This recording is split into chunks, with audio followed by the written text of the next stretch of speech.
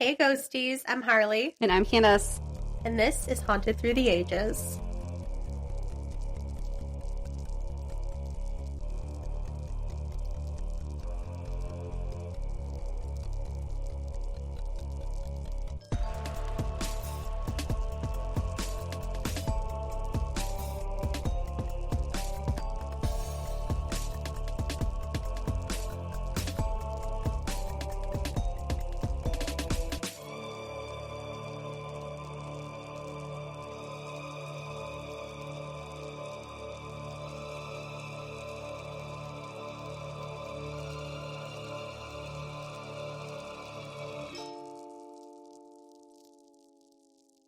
I'm going to look and see if I won anything, though. Wait, what did they have? Winter cups? What is there's that? A sticker on the side. I got a Diet Coke from McDonald's. Oh. I'm like, I had a Taco Bell cup and I didn't have a peel sticker thing. Oh, fuck you. I have to... No, I'm not downloading the app. Fuck off, McDonald's. They want me to download the app and scan the code. They're asking for too much. They're asking for too much. Like, you're McDonald's. Get over yourselves. My God. Can I just say that I have searched high and low for that pink peacoat of Lorelei's? Oh, I forgot about that. You were looking online. She has it, like, right now. She just hung it over the back of the chair. And I'm like, I've searched high, and I see a pink peacoat, but which is similar, but it's not the same. And it's like, no. So it's just not worth it? It's not worth it to me, because I don't know if I'm going to even like it. Like, it doesn't look like it. And she doesn't wear it very often, but every time I see it in here, and I'm just like, I literally want that coat. So, hey, producers of Gilmore Girls, if you're out there. If anyone can find the pink peacoat. It has to be the Gilmore Girls one, not a replica. Well, it's obviously not going to be the same one, but if you've got the same one, you've got a buyer out here. I mean, for real.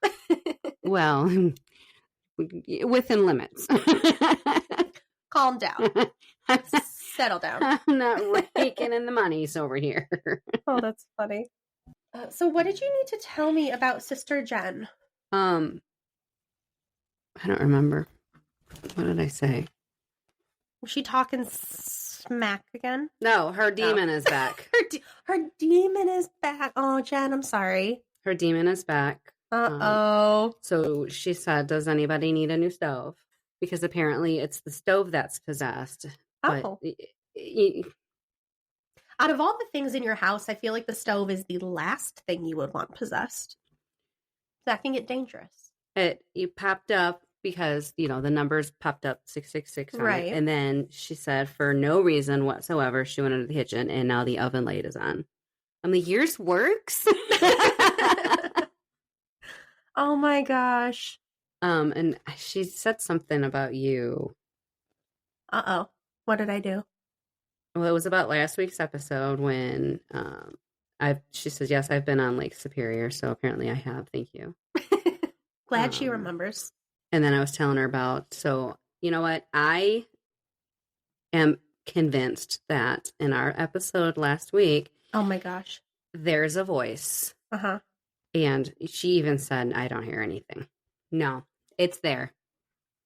It's there. The voice said, Bob. I re-listened several times. Saying, it's the microphone or something. Oh, that's what it was. Okay, so whatever we said about her, she wasn't, the demon stove needs to go. Uh-huh. Do you need a new stove? I said, that's basically brand new. Calm down. She said, you know what? I can't listen to you. I hope Sass grabs Harley's leg next recording. That's rude. We just lost a listener by my choice, Jen. Fire. Is she going to be at the birthday party? Of course. We will have words. I'll see you there. She's coming for you, sister. Don't tell anyone to grab me. Oh my gosh. And for everybody that knows, our beloved Aunt Sassy had passed away. Mm-hmm. And I still have her ashes in my house here. So, Sassy, I have never done anything to wrong you. I've been very respectful every time I've come in here. This is your home just as much as theirs. Please don't grab me. please don't grab. Please don't touch me. I've been frightened enough doing this, especially in the dark. Oh my God. What's going to happen is we're going to figure out a way to move the microphones and the cord.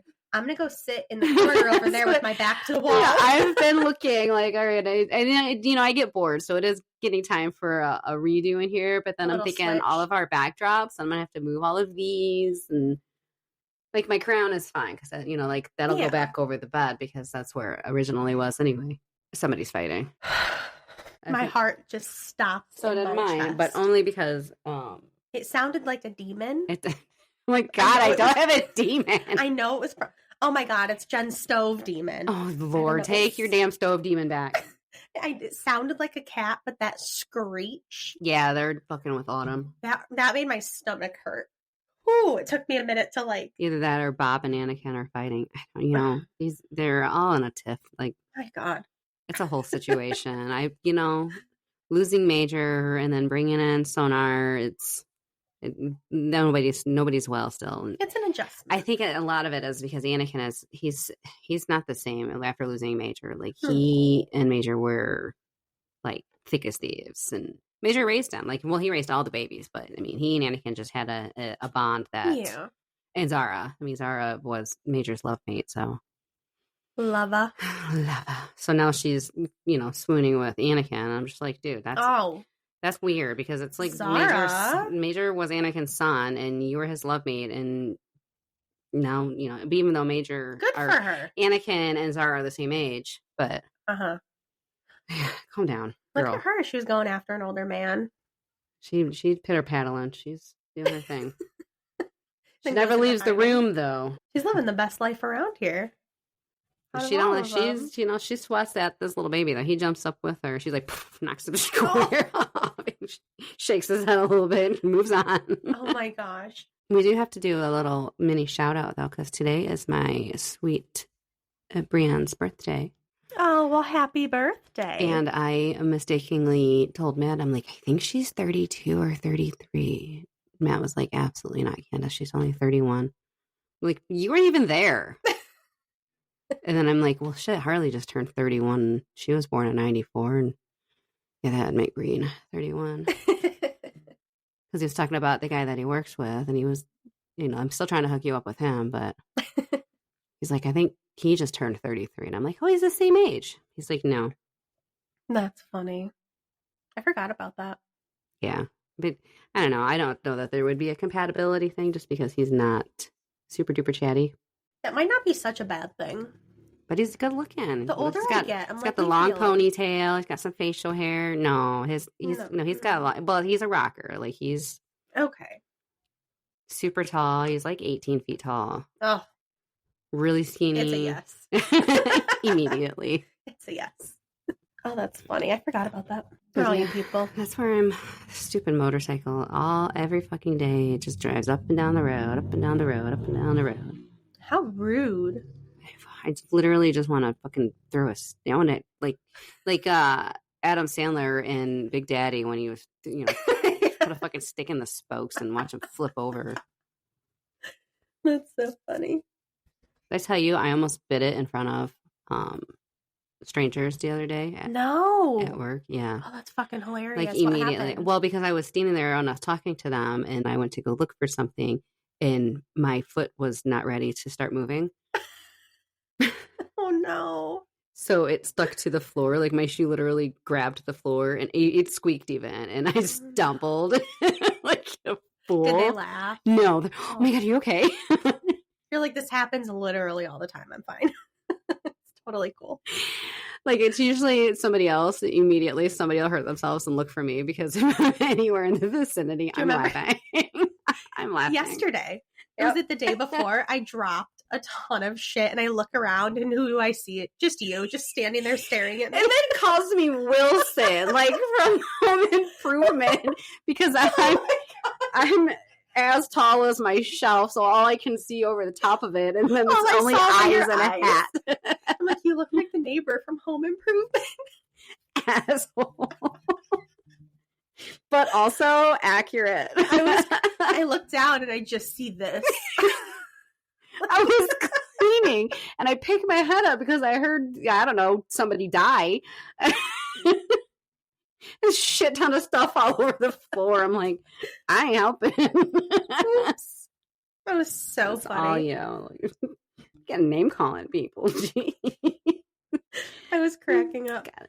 My favorite thing is texting you from my area and looking over to yours and watching, waiting for it to like go off in your ear. So you start laughing.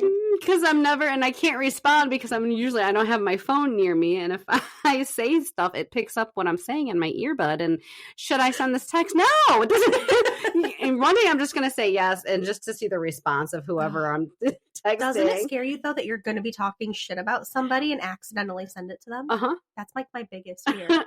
Or sometimes you're in such a deep conversation about somebody, you like check your phone and like make sure it didn't call them or something. Scary. You never know. Well, mine has been doing this really fun thing of it, talk text. Every time I set my phone down, I hear it ping, and it's starting to record everything that I'm saying. And I'm like, that's weird. I love it. Again, I'm one iPhone up from a button, so it's time. Sometimes she's mine ready will to do be that. renewed. Like if I'm driving and I'm like doing like voice to text or something, and then somebody like cuts you off, and you're like, motherfucker, blah, blah, blah. And you start going off, and then you look at your text, you're like, oh, shit. Sorry. That was not while she's driving. No, after. That's why I do the voice. I still have to take my eyes off of it, though, because, I mean, whatever. Yeah. I'm not perfect. Yeah, hell yeah. My sister is horrible, though. Like, fuck my life. She's like, you're fine. Did you die? No, you're fine. You're going to be all right. And she doesn't have ditches up there by her. She got these damn culverts. Like, your whole ass fucking car is going in there. You got to watch it. She'll drive down the middle of the road because why not? There's nobody up there, right? In the middle of nowhere. Like, stop Pac-Manning the road, weirdo. Oh my god. That's my excitement for my life right now. I have no excitement. On. There's nothing. It's been a slow week, but I have another 8 hours and then I'm on vacation. I love that for you. I'm so excited. I'm so excited for you. And, you know, baby boy will be in school, so you literally are just going to have some time to yourself.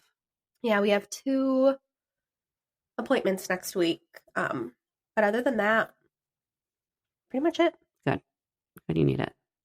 Don't be like me, though, and just, you know, not have a life and just show up at the job because you don't have all of your friends are there.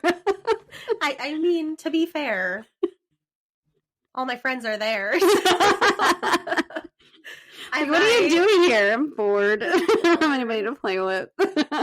Exactly. I don't have anyone to play with. The kids at school, I don't have anyone to play with. Yeah, no, I'm going to get a lot of writing done. I'll probably try to get ahead in some research, that kind of stuff. So yeah, those are always the thoughts that I have too. Honestly, I have a list. Maybe I'll start Yellowstone. I have a list really long about things I've wanted to watch that I'm like, there are things I would have to sit there and like pay attention to the TV. And I'm not. I'm always like, oh, well, I'll have that on while I research. Yeah. While I'm cleaning, it's in the background. I don't just like sit and watch something. So yeah, my attention span doesn't provide me the abilities to do my research and watch TV unless it's something like Gilmore Girls or Friends. So maybe I'll get ahead on some stuff. So what do you got for us today? Today's going to be a long one. And we are talking about the Salem Witch Trials and the hauntings of Salem that stemmed from the witch trials. I'm excited. I was really excited for this one. I've been planning this one actually for like 2 months. I'm sure. So I was trying to plan ahead, like I said last week, for like something kind of spooky fall vibe for October. So I ended up with this. That's cool. I did just watch Hocus Pocus the other night too. So well, we do have a quick mention of Hocus Pocus today.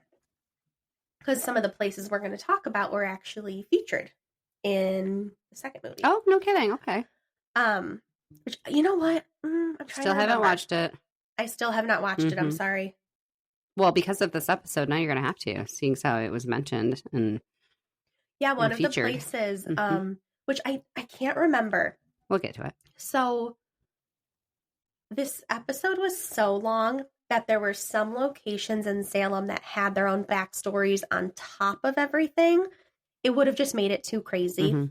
So there's like 3 or 4 locations. I think I'll actually do in a separate episode a little later on. And I think it's one of those locations that was featured in the opening of number 2. So we're going to go through the actual trials first and then get into the hauntings.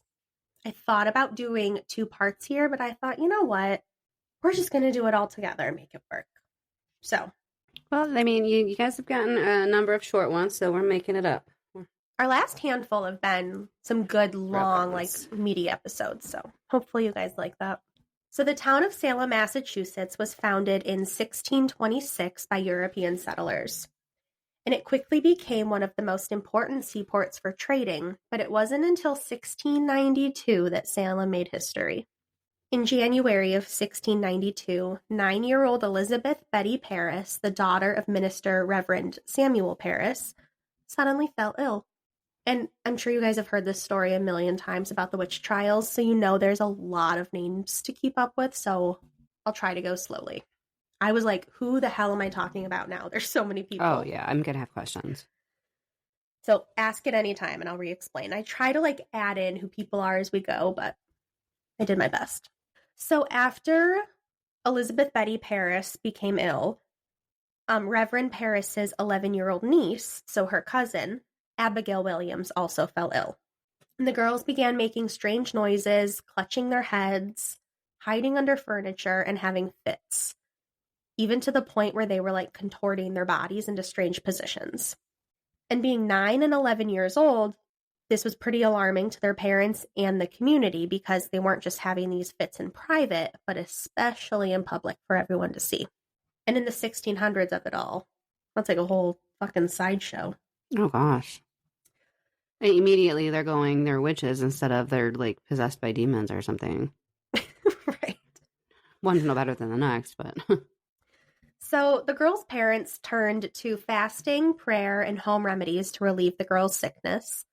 But a month had passed and Betty and Abigail hadn't improved, so they were examined by local physician William Griggs, who was able to diagnose them pretty quickly. And he diagnosed them with bewitchment. Because who wouldn't? Yeah. The children. Makes perfect sense. Exactly. The children were surely cursed and definitely not just being attention-seeking assholes. Because children would never. Never. Could you imagine how bored you would be in 1692? How about, like, let's fuck with some people today? Mm-mm. I can't even imagine. So by February, there were 2 Caribbean slaves, and they were actually a married couple as well. They were working in the household of Samuel Parris, and they were named Tituba and John Indian. And they were given directions by a neighbor named Mary Sibley, and she suggested that they make a witch cake. The cake is meant to counteract the magic cast on them by the witch or witches. This particular charm calls for the combination of the sick girl's urine with rye meal to create a small cake. Oh. I know, right? It gets worse. Thank you. So much worse. I don't want no cake for me. No, thank you.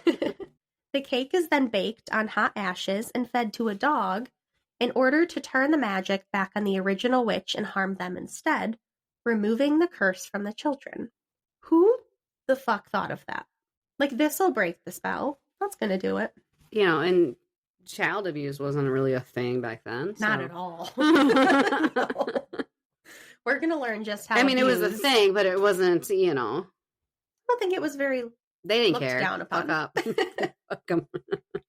And it was around this same time that the bewitchment seemed to be spreading. 12-year-old Ann Putnam Jr. and 17-year-old Elizabeth Hubbard were the next to become afflicted with this mysterious illness. The girls reported terrible attacks from invisible specters and apparitions. By the end of the month, the girls had publicly accused 3 women of being the witches that were harming them, and warrants were issued for Sarah Good, who was a homeless beggar, Sarah Osborne, who was an elderly, impoverished woman, and the Parris family's own slave, Tituba. So Tituba, Sarah Good, and Sarah Osborne were quickly examined in the meeting house in Salem Village by magistrates John Hathorne and Jonathan Corwin. Though Sarah Good and Sarah Osborne maintained their innocence under extreme, quote, pressure, which we'll later learn was actually horrific torture, Tituba confessed. And in her confession, she claimed, quote, The devil came to me and bid me to serve him. End quote. She described elaborate images of black dogs, red cats, yellow birds, and a tall man with white hair who wanted her to sign his book. She admitted that she'd signed the book and claimed there were several other witches looking to destroy the Puritans as well. She did implicate Sarah Good and Sarah Osborne, but she wasn't sure who the other witches were. So Betty Paris, Abigail Williams, and Elizabeth Hubbard, who were 3 of the original bewitched children, miraculously temporarily recovered after the initial suspects were brought into custody. However, Ann Putnam Jr. was still being a real asshole. She took it a step further and accused 2 women named Martha Corey and Elizabeth Proctor of being witches. And then she went so far overboard and accused Dorothy Good, the 4-year-old daughter of Sarah Good, of being a witch. She's just like, all y'all are witches. You're a witch. You're a witch. Yeah, a 4-year-old. Like, fuck you. So Ann Putnam Jr. allegedly sees yet another specter, this time of an unknown old woman sitting in her grandmother's chair. And guided by the ever so gentle suggestion of either her mother, Ann Putnam Sr., or the Putnam's 17-year-old servant, Mercy Lewis, Anne eventually identified the specter as elderly Salem Village resident Rebecca Nurse. She's got a 4-year-old and an old lady, who she's now putting in the middle of it. Soon after, Mercy Lewis, their servant, falls ill and is now also regularly tormented by the same mysterious affliction. So, surely she was probably the one telling little Anne to name the elderly woman, right? But then, Ann Putnam Sr. also reported spectral torment. Her own mother is now saying she's experiencing it. Or she's having a fucking temper tantrum because she's 4. No. This is the mom of the girl who's accusing everybody. Oh. So the 4-year-old daughter, her mom was one of the original 3 people. Okay. Who were, what's the word I'm looking for? Accused? Yes. Thank you. There's a lot to keep track of here. I'm sorry. I did my best to, explain everything really well. So on March 21st, Martha Corey, one of the women accused by Ann Putnam Jr., was officially arrested and held for trial in Salem Village at Ingersoll's Ordinary, which was the local tavern as well. And Martha Corey getting accused was what really scared the town. She was a loyal member of the church in Salem Village, and if she could be a witch, anyone could. So a few days later, having been arrested the previous day, Rebecca Nurse, who was the elderly woman, was examined before magistrates John Hathorne and Jonathan Corwin. She firmly maintained her innocence, but the, quote, victims were present at the time of her examination, flailing about in the audience, and that was enough for the magistrates to hold her for trial. So a bunch of kids having temper tantrums, you're on trial, you're done. Like, what? So 71-year-old Rebecca Nurse was sent to Salem jail. 71 years old. And these little fucking assholes are over here. Oh. Like them fucking high school kids. The way I would have whooped their asses. Oh, I have no idea. In April, Abigail Williams, one of the original 3 accusers, claimed that she was still being tormented by the specter of Elizabeth Proctor. Meanwhile, John Proctor, who is Elizabeth's husband, was getting really suspicious of his 20-year-old servant, Mary Warren. Now, Mary was outspoken during the trial of Rebecca Nurse, and she also accused Rebecca of inflicting her. But John Proctor, who was her employer, was an outspoken skeptic, thinking she was full of shit. And it must have just not been worth the fight, because Mary's fits eventually just stopped. And she posted a note on the meeting house door requesting prayers of thanks for her sudden and miraculous recovery. So he called her out for her bullshit, and she was cured. Just like that. Miracle. Thank God. Prayers of thanks. I'm done being an asshole. Okay, I'm done now. Can I come out? Oh, so frustrating. And having been arrested a few days prior, his wife, Elizabeth Proctor, and Sarah Cloyce, who was Rebecca Nurse's sister, were examined in Salem town. Now, at this time, We're going back to John Indian. He was one of the Paris's servants and the husband of Tituba, who at this love point, that name. Tituba, it's one you remember too. Yeah. And she was one of the first 3 to be accused. He was claiming to be afflicted himself. Oh, Lord. His wife has already been accused. Now he's saying, yep, I'm afflicted. I got it too. I got the witch stuff. I got it. I caught me that witch stuff. What the fuck? Your own wife is caught up in this and you're like, yep, Yeah, for me sure. too. What happened there? I'd love to know the backstory. And he was present during these proceedings for Elizabeth Proctor and Sarah Cloyce. During the examination, the afflicted claimed that both Elizabeth and her husband John, so now John's being brought into it as well, were tormenting them, and the afflicted were reacting violently in front of everyone. So then, John Proctor was also taken into custody, and he and his wife Elizabeth, along with Sarah Cloyce, were held for trial. On April 18th, 4 more suspected witches were arrested. Giles Corey, who's the husband of Martha Corey, who's also already in jail. Abigail Hobbs, Bridget Bishop, who was listen to this, who was an older woman known for her gossipy habits and promiscuity. Oh. She's a good time gal. Leave her alone. What is it? She's horizontally employed. She might have been horizontally employed. Let her be. Girl's just trying to earn a keep. God. God, for fuck's sake.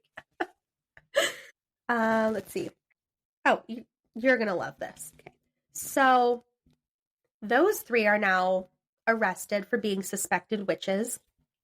And then there was a 4th one, Mary Warren. She was the Proctor's servant who had accused Rebecca Nurse and then miraculously been cured when John Proctor didn't believe her. Now she's on the other end and she's being accused. How do you like it now, girl? That's karma right there. They were examined the next day, and Abigail Hobbs broke down, making her the 2nd person to confess after Tituba. In the coming weeks, more and more people were accused and arrested, and even scarier, and a lot of people don't realize this was not just in Salem. People from towns and villages miles away were also getting accused, so the fear was just spreading everywhere. On May 4th, Reverend George Burroughs arrived in Salem, having been transported all the way from Wells, Maine. Burroughs was minister of Salem Village for 3 years a decade prior, and evidently he pissed someone off during his time in Salem because he was then forcibly returned to Salem to face charges of witchcraft. Damn. You trip on a stone and immediately you are... And fuck you, I guess. Apparently you're a witch because you can't fucking walk straight. Like, could you imagine if, like, this happened now? Like, just use, like, work as an example. My God. Like, the accusations. There's all kinds of accusations I could throw out. That would fly. I'm not going down alone, no. Hey, you're the one with red hair. God wanted me born this way. You need to start practicing thumb to toe. It's too much like exercise. You're like, that's some yoga shit. I have another punishment, please. What's option 2? And then on May 10th, Sarah Osborne died in prison in Boston, making her the first casualty of the Salem Witch Trials. On May 14th, a man named Increase Mather, he was then president of Harvard. Wait, she died or she was put to death?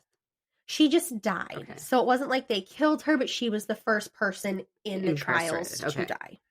So Increase Mather, he was the president of Harvard at the time, returned from England with a new charter and a new governor, Sir William Phipps.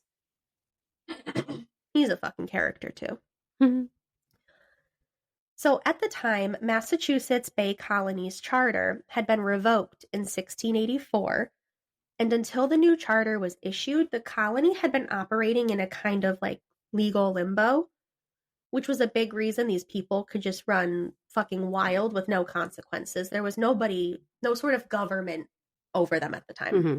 So until this point, there had only been pretrial examinations to determine if those accused of witchcraft had even like had enough evidence against them to warrant a trial. But with the arrival of the new charter, a court could now be formed to oversee the growing witchcraft cases.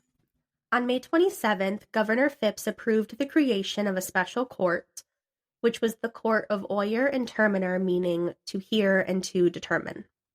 And this court would try the witchcraft cases. At the request of John Richards, who was one of the magistrates appointed to the court, Boston minister Cotton Mather offered advice regarding the trial of witches. While Mather cautioned against the use of spectral evidence, which is the appearance of invisible apparitions only the inflicted could see, because why would that be evidence? He concedes that the court's procedure should be determined by the magistrate's good judgment. So use your best judgment, not the bullshit they're spewing. What do you think is going to happen? Right. On June 2nd, Bridget Bishop was tried and condemned at the first sitting of the court in Salem. Sometime after this date, Judge Nathaniel Saltonstall resigned, presumably due to his dissatisfaction with the court's proceedings. So he was on board with, maybe we shouldn't make these calls based on these kids being a bunch of assholes. And then a week later, on June 10th, Bridget Bishop was executed on Proctor's Ledge at Gallows Hill in Salem, making her the first person to be executed during the Salem Witch Trials. And at this point, 12 ministers of the colony were following behind Cotton Mather and advised the court not to rely entirely on spectral evidence to obtain convictions. The court, to no surprise, ignored the advice and continued to rely heavily on spectral evidence and make it the primary evidence used to convict most of the accused. On July 19th, Rebecca Nurse, who was the elderly woman, Susanna Martin, Elizabeth Howe, Sarah Good, and Sarah Wilds were all executed on Proctor's Ledge. Damn. When Sarah Good, keep in mind, Sarah Good is the mother of the 4-year-old child. Ugh. When Sarah Good ascended the gallows, Reverend Nicholas Noyes encouraged her to confess and save her soul. In response, she angrily replied, "You are a liar. I am no more a witch than you are a wizard, and if you take my life, God will give you blood to drink." Damn. Amen, sister. Good for you. Damn. I like that she went out like, fuck you. Well, yeah. For doing this. So a month later, on August 19th, George Jacobs, Martha Carrier, George Burroughs, who came back from Maine, John Proctor, and John Willard were all hanged.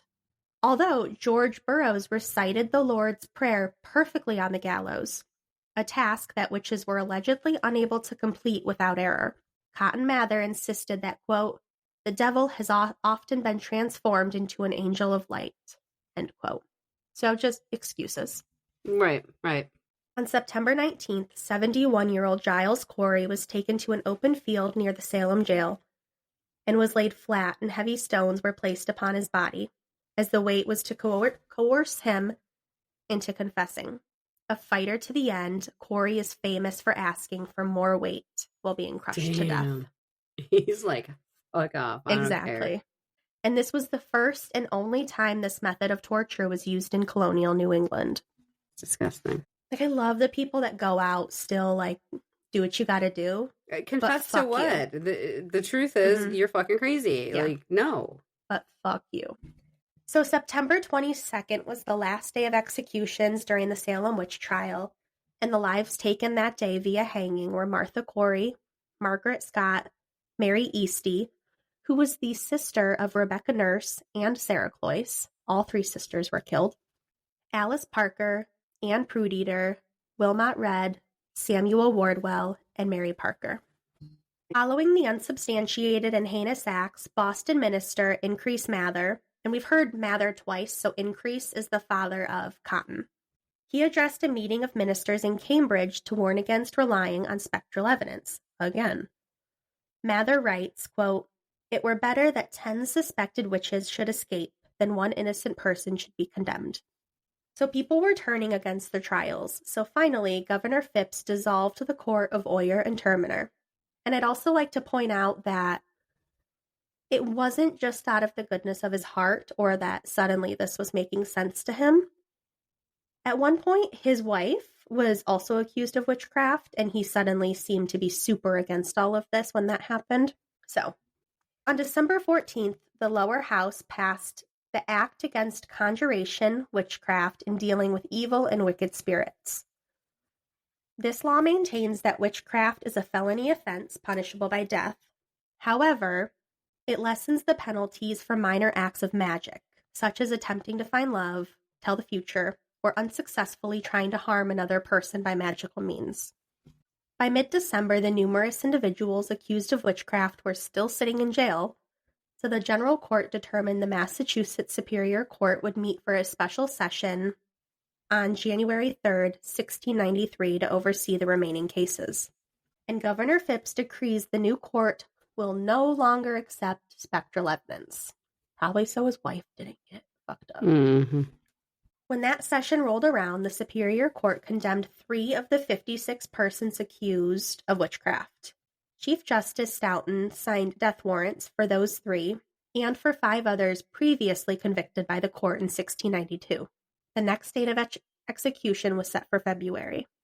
However, Governor Phipps stepped in and issued reprieves for the 8 scheduled for execution. Upon paying their jail fees, all of these accused of witchcraft were free to go. However, there was another death, and that was Lydia Dustin. She was a 79-year-old resident of Reading, and she did die in jail.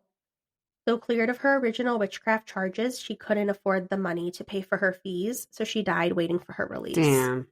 79 years old. And to live that long back then? And that's how you go out because of some little assholes? Because she was a witch. You're right. You're absolutely right. In April of 1696, 3 years later, Samuel Parris finally stepped down as the minister of Salem Village. And the following January, the Massachusetts General Court ordered a day of public fasting and prayer in atonement for errors made by the colony, including the witchcraft trials, because that fixes it. On this That's how they day, sleep at night. Exactly. On this day, 12 of the jurors of the court signed a statement of apology for their role in the witch trials. In addition, Samuel Sewall, who served as a magistrate in 1692, stood before his congregation while his minister read a prepared statement aloud. In this declaration, Sewall acknowledges his feelings of shame for his role in the witchcraft trials and asks God to pardon his sins. Oh, God bless. God bless. In 1698, a new minister, 22-year-old, fucking get this, 22-year-old Joseph Green was ordained as the new minister of Salem Village.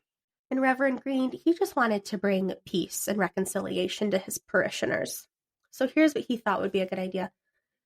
He rearranged the seating in the meeting house so the families of the accusers and the accused were all sitting side by side. So they could be friends again. The way I would have lost my shit if they did that to me, had you killed one of my family members oh my God. and put me next to these motherfuckers, absolutely not. The accusers? Salem would have been turned upside down. Burned to the ground. Joseph Green. I would show you my witchery. You're about to think I'm a witch. Ooh, rumors are about to fly again. It's happening. What a dick.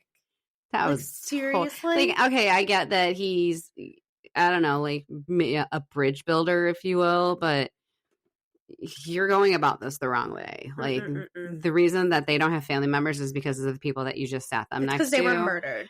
So, yeah. No. That's not okay. No. We don't associate with them. No. No. Oh, it gets better. Listen to this. It got juicy. Like, I was reading this and I'm like, oh my God. She did what? Stop. Check this out. So years later, in 1706, Ann Putnam Jr., the little asshole, she's now 27 because she got to live. So she made it to 27. That was nice. Yeah. She wanted to join the Salem Village Church. And she stood before the congregation as Reverend Green read aloud her statement of faith. In her declaration, she apologized for her role in the witchcraft trials, though she attributes her actions to a delusion of the devil. Of course. Ann Putnam Jr. is the only afflicted witness to publicly acknowledge her wrongdoing in the years after the witchcraft trials. And I'd like to remind you, this is the girl who accused a 4-year-old child of being a witch. And I should have done the research on this. I forgot. I'm sorry. But from what I remember hearing, I believe the little 4-year-old was like in a cell, like no food, no water. Just gonna left there. Starve the witch out of her, huh? As a little witch. And her mother was killed in all of this. So this is who is under, a delusion of the devil. I'm so sorry. It was the devil that did it. My bad. Fuck right off. Please forgive me. Give grace. Need to find Jesus. So the damage was truly done regardless of anyone's apologies at this point. 19 men and women had been hanged on Gallows Hill. Giles Corey was pressed to death. And at least 5 of the accused died in jail. Even animals fell victim to the mass hysteria, with colonists in Andover and Salem Village killing 2 dogs believed to be linked to the devil, probably because they were black dogs and like black labs. They're like, oh no, they're the devil's. The ears whatever. Stood up, so that must mean they have horns. They barked. I don't know. My God, somebody pooped on somebody's lawn. Well, that's it. Oh hell, that's the witch coming out in him. So in October of 1711, Massachusetts, trying to get these 2 words out together is a real fun time for me. Massachusetts legislature. Oh, yeah. I even practiced. Like when I was reading it, I was like, I got this. I don't have it. I almost start talking with a lisp, just trying to get it out. Like, this is what we're sounding like. So in October of 1711, Massachusetts legislature approved the reversal of the attainder, which officially cleared the names of 12 of the individuals who were executed, and 7 of those who were condemned but not executed. While this was an important step, not all those convicted of witchcraft were cleared under this resolution. So we're jumping ahead all the way from 1711 to 1945. Oh, wow. That's quite a leap. Yes. A bill was finally introduced into legislature to clear the 6 remaining names of those convicted during the Salem Witch Trials, and this bill is championed by descendants of Anne Prudeater, who was one of the final victims. It took that long. Oh, this is not over. Okay. Ooh, it gets better. Ooh. Listen to this. 12 years later, in 1957, a resolution was passed that pardons, quote, Anne Prudeater and certain other persons. However, these other persons were not yet formally named in legislature. It wasn't until 2001 that the known missing names were finally added to the 1957 resolve. And this was Susanna Martin, Bridget Bishop, our girl, Alice Parker, Margaret Scott, and Wilmot Red. They were all formally cleared of witchcraft charges. Cleared. So this was an important acknowledgement of the wrongdoings and significance of the events that took place in 1692. And it was believed that all names had been cleared, but it was discovered in 2021 that one name had been overlooked, and that was Elizabeth Johnson Jr. Johnson was one of more than 200 people accused of witchcraft in Salem and surrounding towns. And under intense pressure during her questioning, the 22-year-old confessed, and in January of 1693, she was sentenced to death. By then, however, the witchcraft executions in Salem had all but stopped. The then governor of Massachusetts had halted Johnson's execution, but her conviction still stood. She died in 1747 at the age of 77. But thanks to the work of historian Richard Height, and the efforts of an 8th grade class in North Andover, Massachusetts, it was realized that Elizabeth was overlooked, and they fought like hell for 2 years to get her name cleared. First, they researched how a bill becomes a law. Sing the song, you'll figure it out. Do we not all remember that from school? I'm just saying. Wait, I'm the only nerd here. Like, it's a crime if they don't still play that. Arrested immediately. Honestly, it's probably like an old VHS. I think I watched it on an after school special, though. Not gonna lie, like Magic School Bus or something. I fucking loved the Magic School Bus. I bet you did. Shut up. I would get down with Miss Frizzle. The fact that you know her name. You don't? I don't. I didn't watch it. Oh. I just know, like, there's a bus that's flying around in the sky. They do so much. Are you kidding me? So much stuff. There was somebody online who dressed up as Miss Frizzle for Halloween, and I was obsessed. Anyway, my nerd's coming back out. So After they researched how a bill becomes a law, surely using the video, Obviously. then the students drafted a bill to clear Johnson's name. Next, they petitioned local lawmakers to sponsor their bill, and Diana DeZoglio, a Massachusetts state senator, agreed. She worked with the teens on revising the bill, and in the spring of 2021, she introduced the bill in the state Senate. But the lawmaking process, the students learned, can take a lot of time. So that fall, a new class of 8th graders picked up where the first class had left off, and they wrote letters to Massachusetts lawmakers on Johnson's behalf. Finally, in the summer of 2022, the state of Massachusetts finally exonerated Johnson of witchcraft, 329 years after her conviction. Is that not the sweetest thing, though, for those kids? Like, they fought so hard for her. Yes, it's very sweet, but also shame. Well, shame for all of it. Oh, well, yeah. Disgusting. Do better. So that was the witch trials. So now we're going to jump into some of the hauntings. And if you know this pretty well, you're going to hear this is not everything. There's some bigger ones that I promise I'll cover later on down the road. But we're going to start with the Joshua Ward house. The house was built in 1784, and it's one of the first brick homes built in Salem. It was built right over Sheriff George Corwin's home, and that was built in the 1680s. Sheriff Corwin is infamous for his involvement in the Salem Witch Trials. He earned his position thanks to his uncle Jonathan Corwin, who we've talked about. He was one of the judges from the trials, and he was a ruthless man who did not hesitate to torture suspected witches in his home. One method of interrogation... In his home? In his home. Yeah, so the sheriff was torturing them at home. One method of interrogation involved Sheriff Corwin tying the neck of his victims to their ankles tightly with a rope. So put that together. Nope. No, I'm still trying. Nope. Immediately you saw my head go.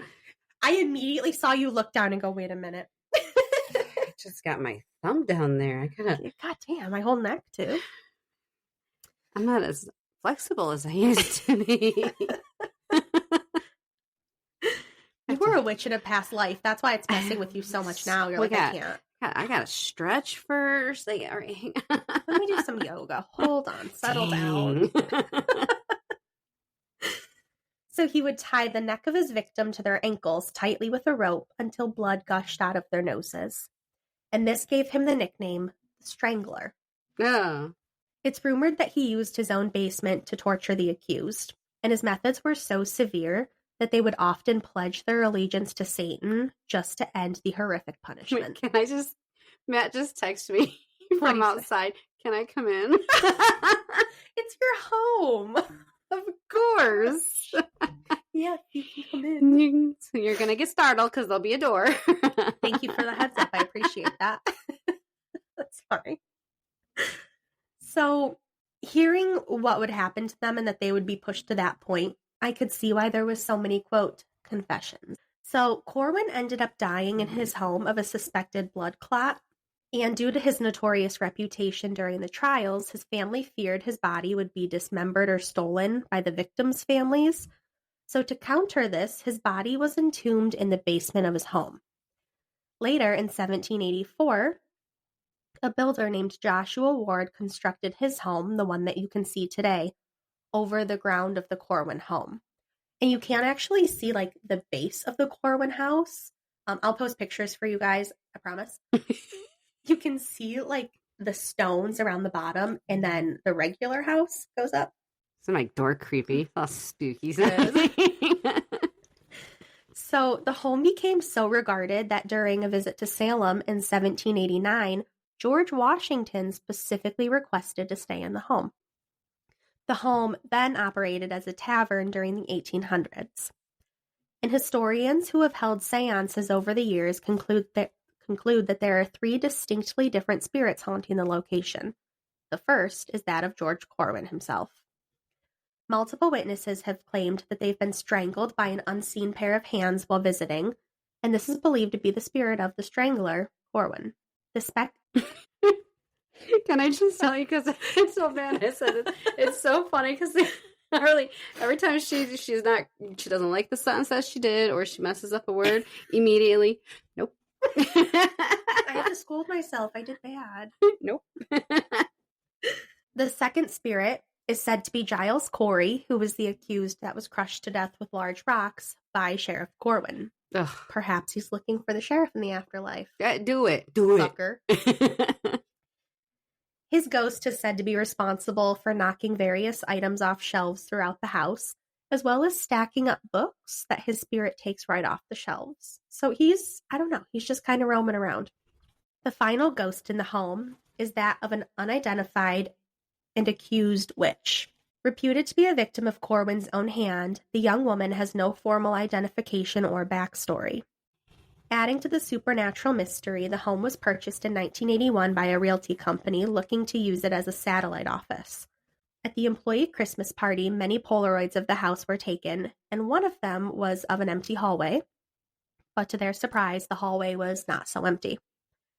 The Polaroid revealed a ghostly woman. This picture is wild. It revealed a ghostly woman dressed completely in black with wild frizzy hair. And when I mean wild frizzy hair, you guys can't see this, but Kandis, I mean like out to here. No. Like, no. It's crazy. It's like the mom in the movie Carrie with Sissy Spacek. I never saw it. She was wild. I mean, I know the movie, but I haven't actually. Her hair was like super curly and red, and it was like... Yeah, in this one, like it wasn't even curls. She looked electrocuted, to be honest. Oh, good Lord. Which I know she wasn't because the 1600s of it all. But it looked like it. And to this day, it's thought that she's responsible for the crying and wailing sounds heard in the house. No doubt, centuries-old residual screams from the torture she probably endured at Corwin's hands. There are also reports of warm, half-melted candle wax present in rooms where there are no candles. And guests have reported having sudden, unexplained scratches and burns appear on their arms. And today, the Joshua Ward House has become the boutique merchant hotel. So you can stay there. No, thank you. How fun! Yay! You're like, shut the immediately, fuck up. I know what's coming after that. Nope. You're like, you can stay there. Nope. No, I will not. No, you cannot. You're like, really? I heard they're closed. Seriously, I feel like it's boarded up. I'm not really. Yeah, they closed all of Salem. It's gone. You can't even get there. It's just detour. No. You can't go anymore. Look at that. How convenient. Wow, it's the wildest thing. So the next location is called the Witch House. And this was once the home of Judge Jonathan Corwin, Sheriff George Corwin's uncle. So, run in the family. This house, we don't actually even know the exact date that it was built, but people love to argue about it. So, the first to offer a proposed build date were Corwin's descendants, who claimed, without any evidence, that the house was built in 1642, while Victorian-era scholars, such as William Phineas Upham, argued that the house had been built even earlier. This now unlikely proposal suggests that the witch house was built in the 1620s or 1630s, and that Roger Williams lived in it before he founded Providence Plantations. But it is known for certain that Jonathan Corwin purchased and completed the house sometime in 1675. 17 years later, Corwin and his family would take part in the most famous witch hunt in American history. Like his nephew's home, it's rumored that the judge himself tortured suspected witches in this very home. More torturing. The judge. In his own fucking house. Yeah, the judge was torturing people.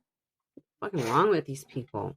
The Corwin House, now known as the Witch House, is now the only structure in Salem with a direct tie to the Salem Witch Trials. When taking one of the available tours through the Witch House, which is now a museum, there are several artifacts from the 17th century that can be observed. Within the kitchen area, there are many documents from the actual Salem Witch Trials.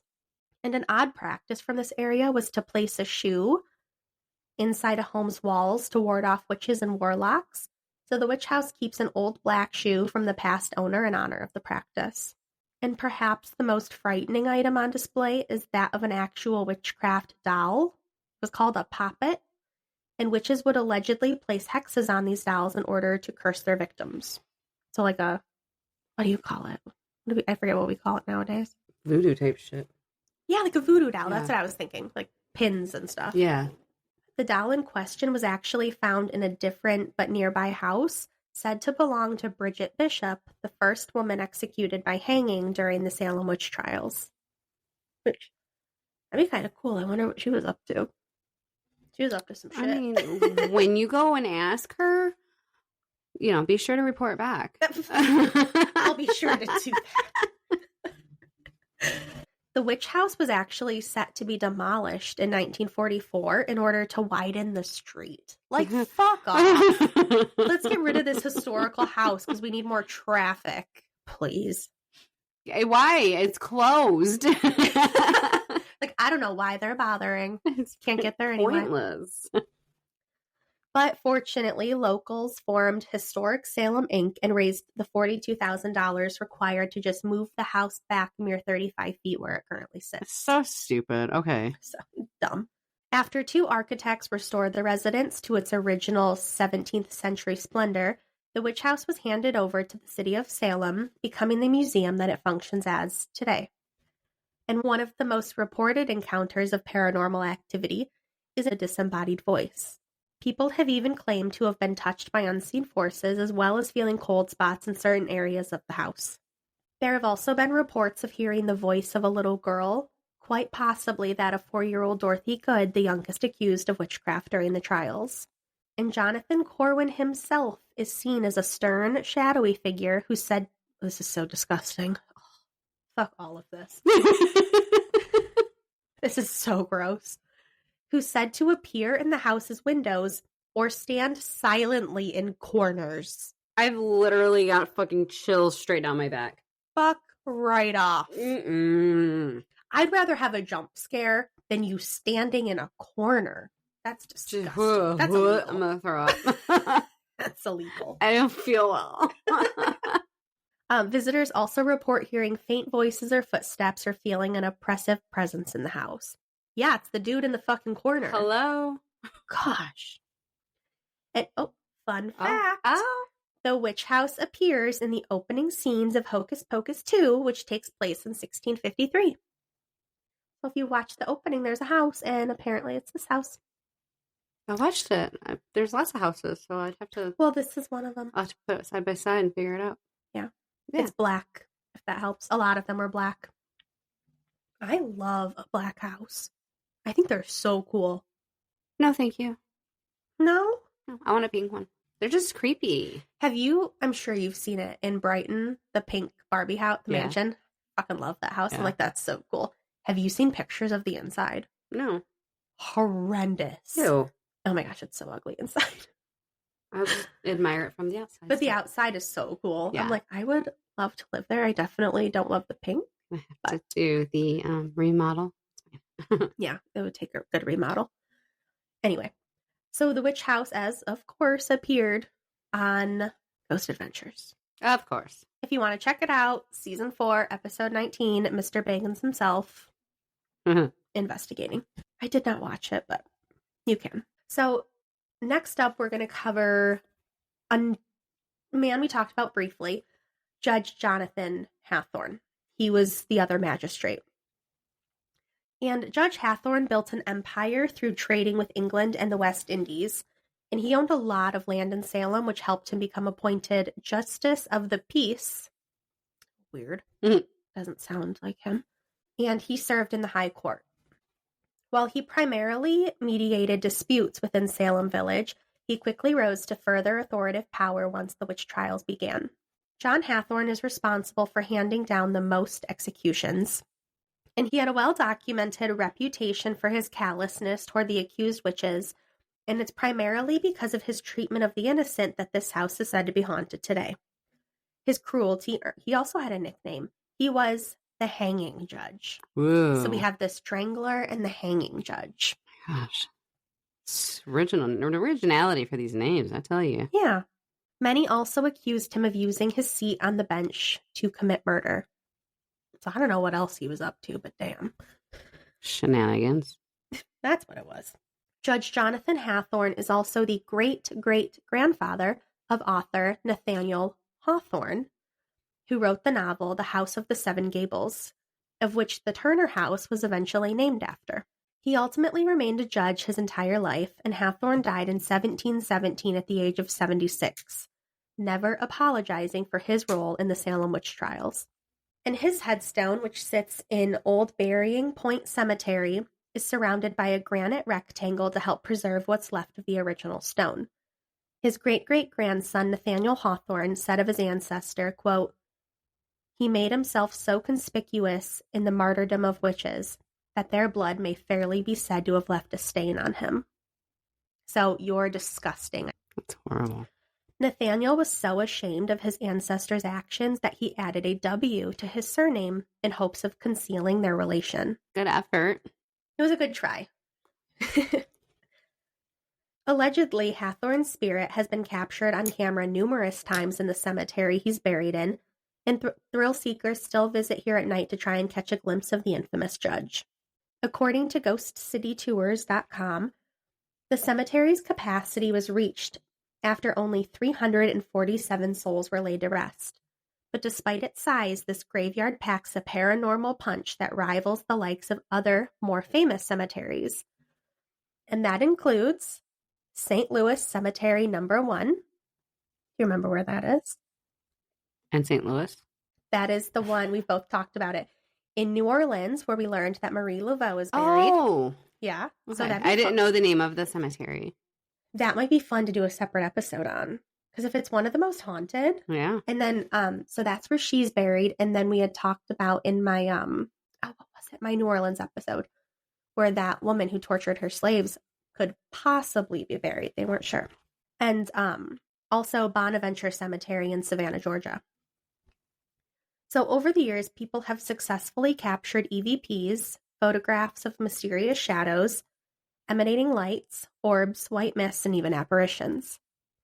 One of these apparitions, they believe, belongs to Mary Bright Corey, the second wife of Giles Corey, who later became an unfortunate victim of the witch trials.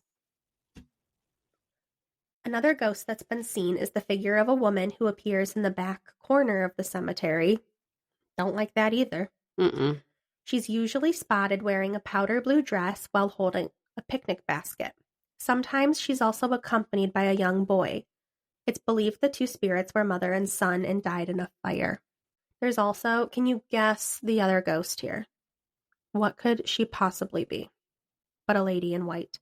Of course. There's she's everywhere. I think it's the same lady. You know what? I kind of was thinking the same thing that on last week's episode. I had a lady in white, and I'm like, this bitch is just getting around. Like, I think it's just one lady in white. I think so. There's a lady in white and a lady in gray. I think they're best friends, and they just go around and like haunting different places. Like, did you get over there? Because I just got over here. Yeah. And then they get back together and they talk about their adventures. So she was also here. And here, she seems to be a bit camera shy. Uh-huh. As there is little photographic evidence of her manifestation. Normally, once the cameras come out, the lady in white transitions into bright orbs or vanishes altogether. Hey, she got that much control. Yeah. Although on at least one occasion, an expertly timed photograph was slightly able to capture an image of her figure. She's allegedly even, I hate this, even been spotted in the parking lot to the cemetery, as well as nearby buildings and restaurants. She's just welcoming people, helping them find it. I guess so. Right, I don't like that. Right this way. Could you imagine like getting back in your car and there's a lady in white standing? No. Just standing in front of your car, all misty. I'll get a new car, girl. You can have it. I would run, and I don't run. I would run. This is a running situation. Or if you're like in a nearby restaurant, just like trying to eat some fucking lasagna or something, and there's a lady in white. No. I tear my way through the wall. Just a whole print. Arms up. It'd be like the fucking Kool-Aid man. No. Though this lady in white, it's entirely possible these sightings are of different spirits and she's seen all over. But if it is just one spirit, who was the lady in white? Some have theorized that the lady in white and the ghost of Mary Corey are one and the same. But considering just how haunted the cemetery is, it's more likely they're separate entities altogether.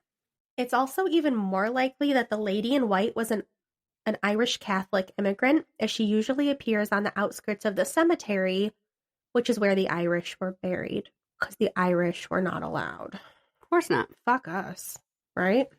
So here are 2 encounters I read about from Ghost City Tours. This one fucked me up.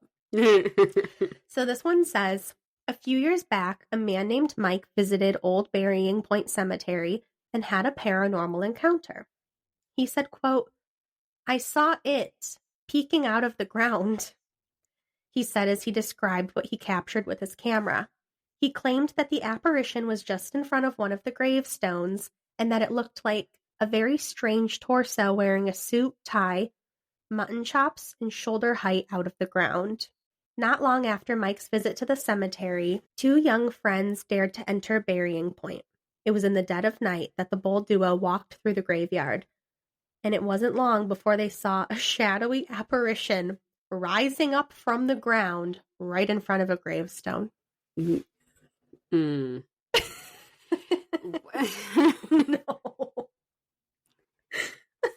I watched a lot of Scooby-Doo growing up.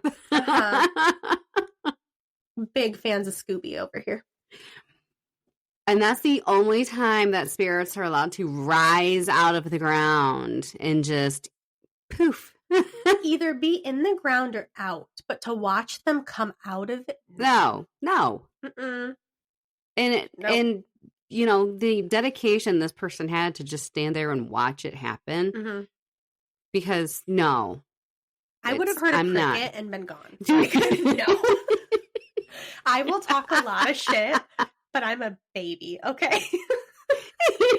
I will talk a big game. A leaf blows across the grass. Harley's bolting. You could turn to say something to me. I'll be back at the car with the lady in white, okay? Safe place. I'm gone.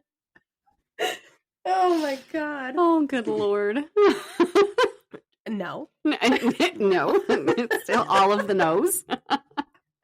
Oh, Lord. So we have one more thing to cover, and I wanted to end on what's the most important of the sites in Salem. And this is the one that really honors the victims, and that's Proctor's Ledge. Proctor's Ledge served as the area during the trials where those accused and convicted of witchcraft were executed by hanging, specifically from a tree. Mm-hmm. This ledge also served as a dumping ground for the bodies. According to SalemGhost.com, the exact location of these executions was largely contested over the years, as many believed that those 19 innocent people were executed at the summit of Gallows Hill, which is located at the western edge of Salem. And this debate began in 1921, when local historian Sidney Purley claimed to have discovered the proper site of the executions. After 15 years of pressure, his summation finally resulted in the city of Salem purchasing part of Proctor's Ledge in 1936, calling it Witch Memorial Land. Very cute name. I love that. The debate still raged on, namely due to poor record keeping. What records were available were deemed too difficult to properly interpret. Finally, in 2010, there was a breakthrough.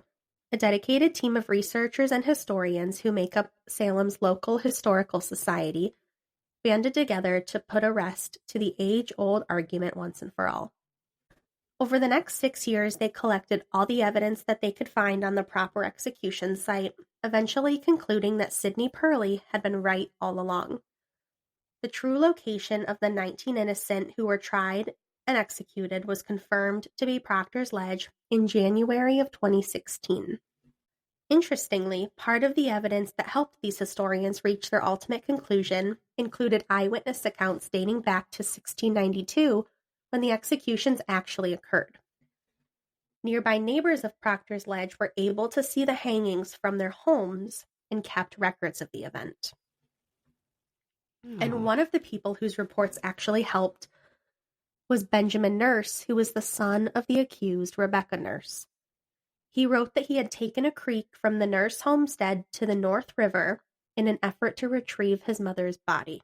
Since it was deemed dangerous during Salem's early days to touch the corpse of a witch or warlock, none of them received a proper burial. Dang, just throw them in the ground. Mm-hmm. This forced many of the family members to sneak out in the middle of the night to collect their fallen kin to bury them elsewhere. This was a dangerous task, for if they had been caught, they too may have faced execution.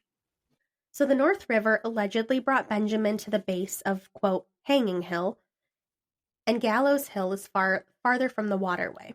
Though Proctor's Ledge overlooks North River was once even connected to Bixford Pond which was the former base of Proctor's Ledge. So Benjamin Nurse would have been able to access Proctor's Ledge by waterway while Gallows Hill is landlocked. And this is just one of many examples given. Now people wonder, does Proctor's Ledge house any human remains? And some would suggest so. In 1700, Robert Califf wrote that Burroughs, a victim of Salem's witch hysteria, was dragged by a halter to a hole or grave between the rocks about 2 feet deep, his shirt and breeches being pulled off, and an old pair of trousers of one executed put on the lower parts. He was so put in, together with Willard and Carrier, that one of his hands and his chin and foot of them was left uncovered. Purley believed that, in this writing, that the hole was the crevice of Proctor's Ledge. And it's believed that it was too hot for the usual mourning period before burial, and the bodies needed to get below ground as soon as possible. So it's entirely possible that the 5 executed on August 19th would have been buried in a shallow grave or thrown in a crevice and covered by dirt to prevent rapid putrefaction.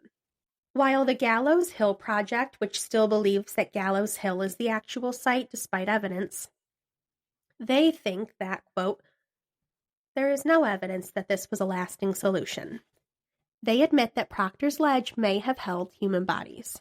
If Purley is right, Proctor's Ledge still doubles as a burial site. So if their bones could linger on Proctor's Edge, so could their spirits. Of course. Because of what occurred here, numerous reports state that a dark energy can be felt in and around the area. The Lady in White, she's everywhere. There she goes. Is sometimes seen wandering around the ledge, as well as many other locations, such as Murphy's Restaurant and Pub, and the old cemetery like we talked about. She usually manifests for short periods of time and then vanishes. Cold spots have been reported along with several photographs that have captured strange glowing lights and hovering orbs. This crevice is the home of several apparitions that belong to the victims of the trials. And Proctor's Ledge has been listed in a CBS article featuring America's 5 most haunted places in 2017. Wow. So on July 19th, 2017, the mayor of Salem, Kim Driscoll, dedicated a memorial below Proctor's Ledge to commemorate those fallen during the witch trials.